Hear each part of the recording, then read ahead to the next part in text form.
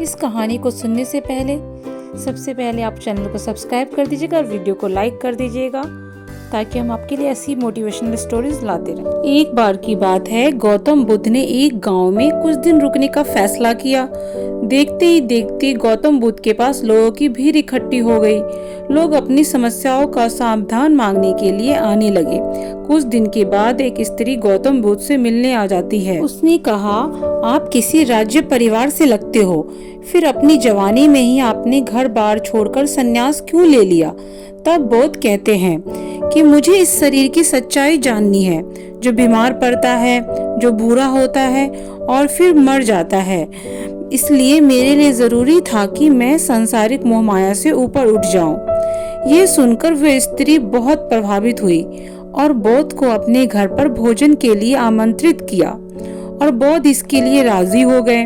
जो गांव वालों को इस बारे में पता चला तो उस गांव के मुखिया गौतम बुद्ध से मिलने आए और उनसे कहा, आप उस स्त्री के घर मत जाइएगा, वह एक वेश्या है।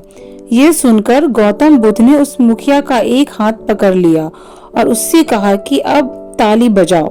उस मुखिया ने कहा, मैं एक हाथ से ताली कैसे बजा सकता हूँ? एक हाथ तो आपने पकड़ा हुआ है।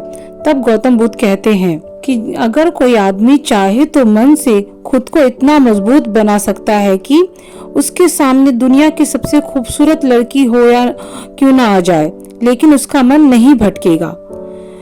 इस कहानी से हमें शिक्षा मिलती है कि बाहर चाहे कितनी भी अश्लीलता क्यों ना हो, यदि हमारा चरित्र अच्छा है तो हमारे ऊपर होता है कि हम कैसा व्यवहार करते हैं।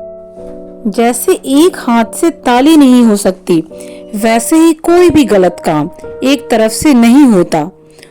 यदि किसी व्यक्ति का चरित्र अच्छा है तो उस लड़की का भी चरित्र अच्छा होगा, लेकिन किसी लड़के का चरित्र खराब है तो उस लड़की के साथ भी वह खराब ही आचरण करेगा। ऐसे ही अगर इस गांव के लोगों का चरित्र अच्छा है तो उस महिला का चरित्र भी अच्छा होगा। बौद्ध कहते हैं, ऐसे ही अगर इस गांव के लोग का चरित्र अच्छा है तो उस महिला का चरित्र भी अच्छा होगा।